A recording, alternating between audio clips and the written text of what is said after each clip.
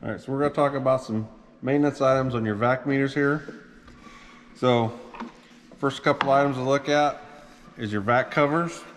Make sure your covers are all in good shape, no damages. Your vacuum meter seal, we'll make sure that doesn't have any cracks in it.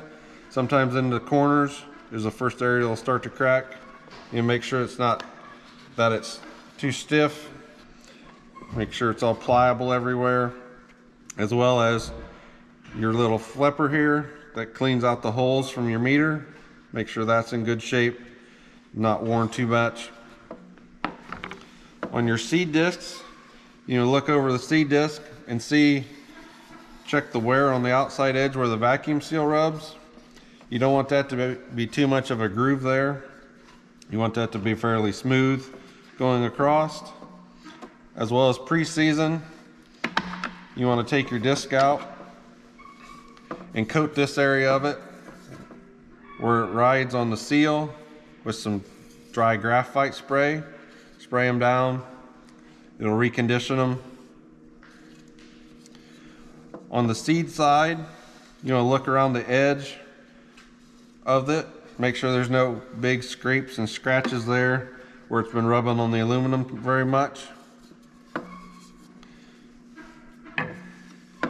And inside the meter as well, you want to make sure, check around the outside edge where that disc rides to make sure that it hasn't dug in too much into the aluminum housing.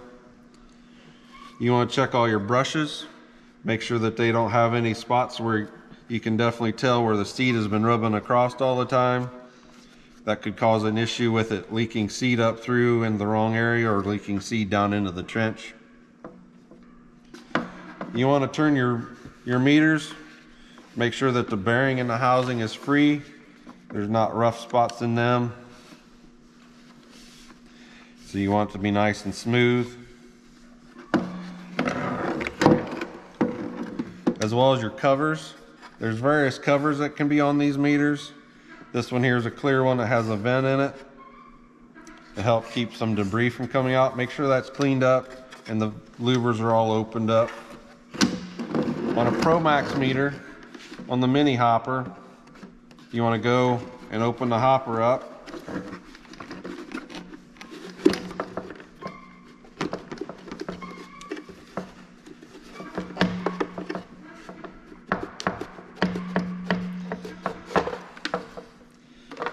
And you want to clean out the screen.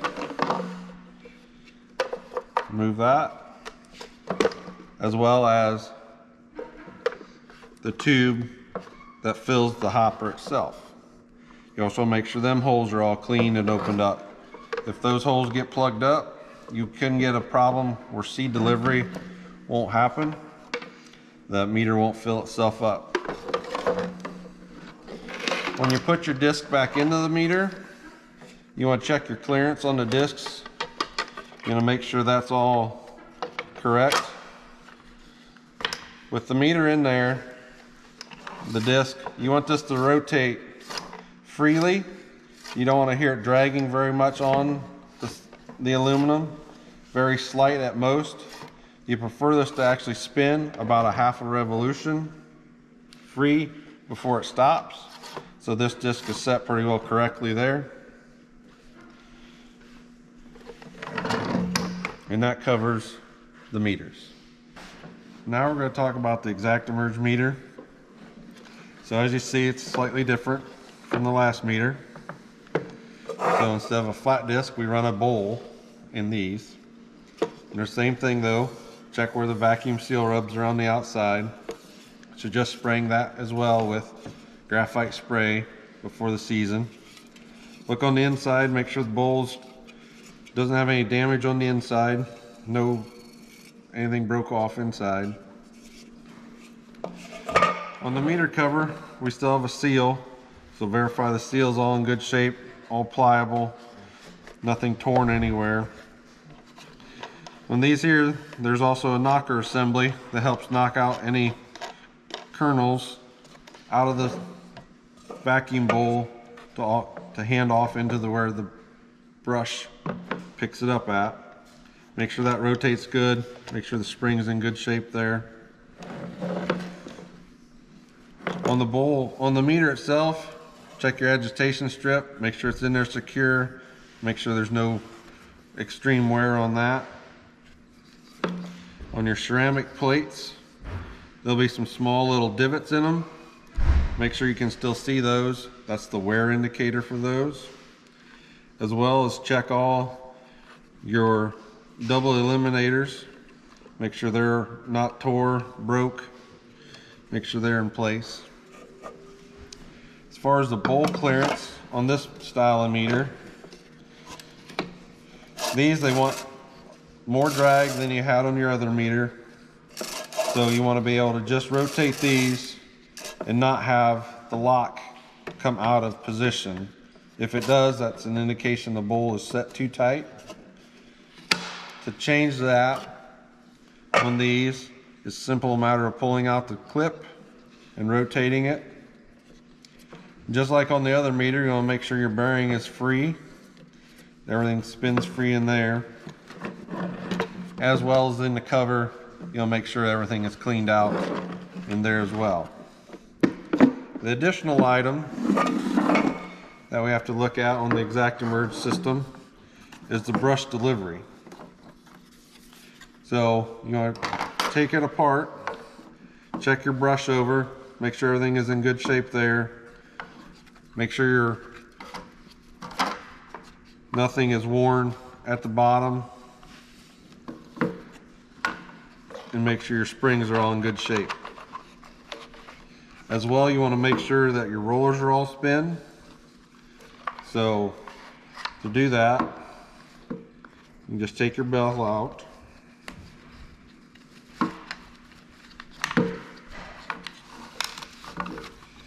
And make sure everything rotates freely without any drag. So there's a roller in the bottom, and then you got your drive at the top. You'll make sure everything there functions smoothly without any binding going on.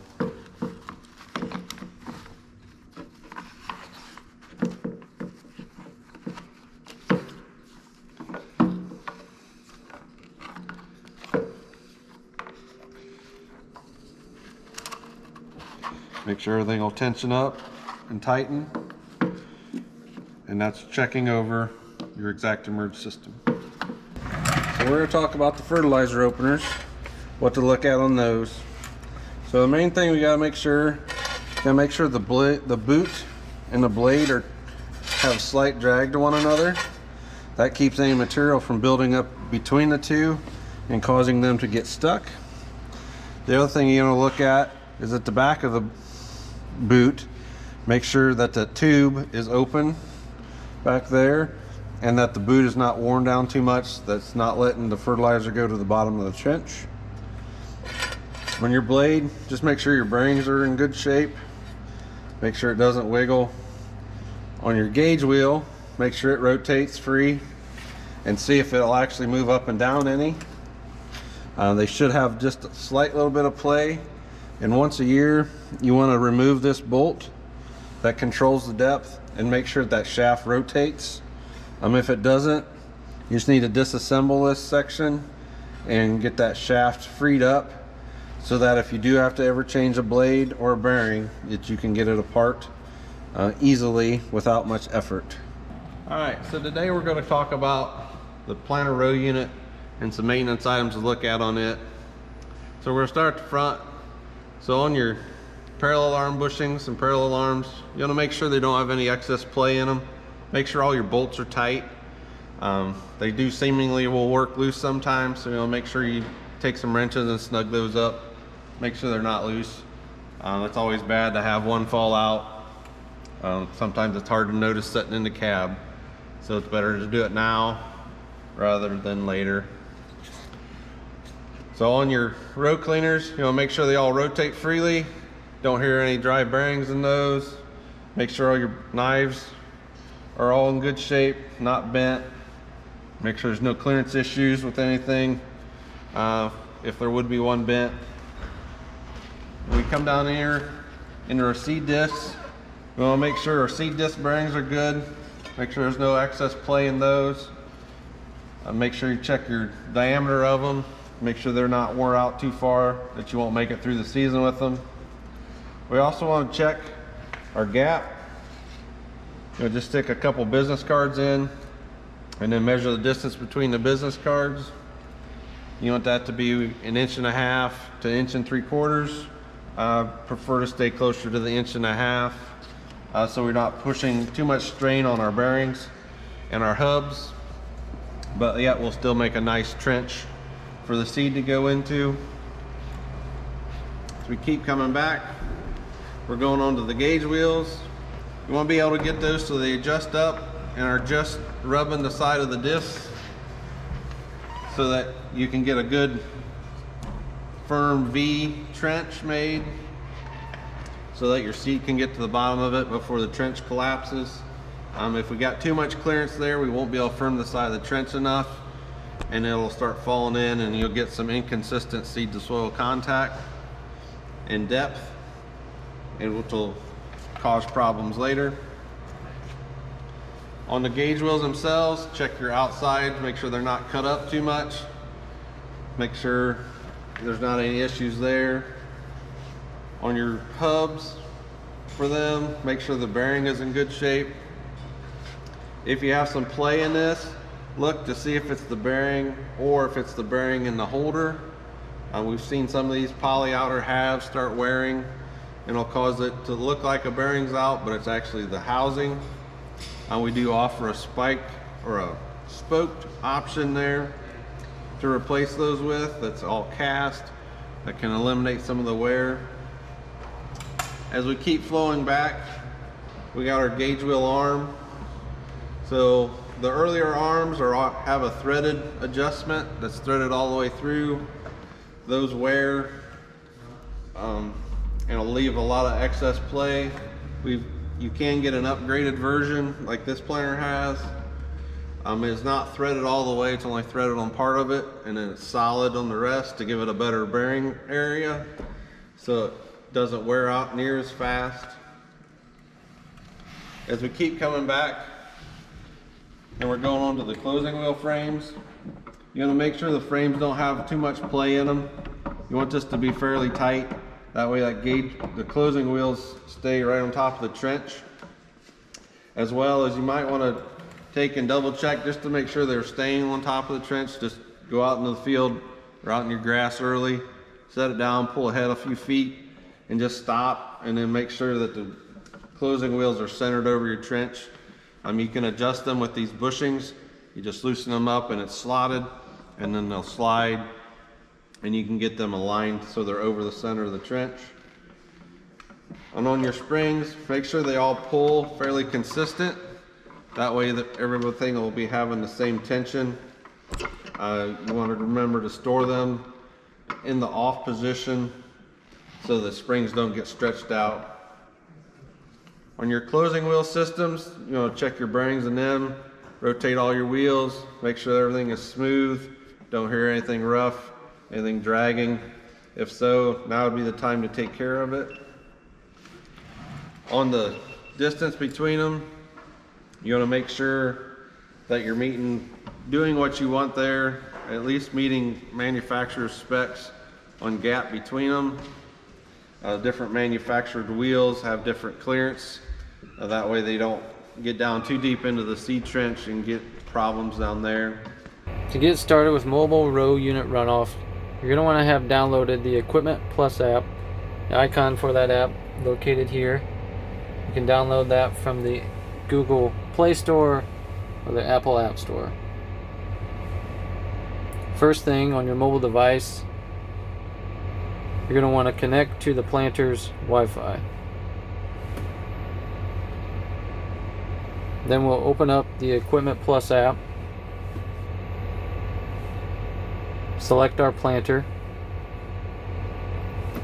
then select the tools icon. Now before we get started with the app, we're going to move back over to our Gen 4 display. We're going to go ahead into the menu and select our SeedStar app. We're going to engage our electric power generation. Then we're going to come down to the diagnostics and calibrations. select procedures, and then run off procedures. Then from here you'll see the mobile device icon located next to the start button. Select the start button to have your mobile device take control of the planter.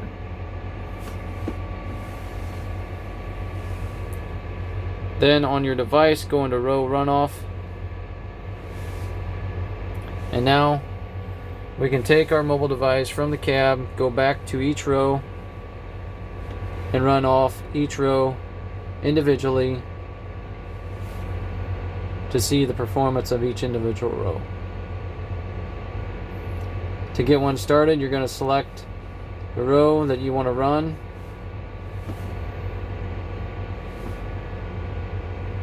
Choose your vacuum.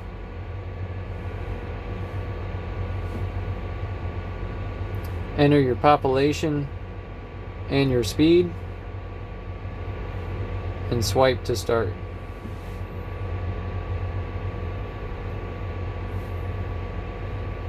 The row unit will run off, and as it does, you can view the singulation, multiples, skips, your vac, actual population, seed spacing, and the meter speed itself.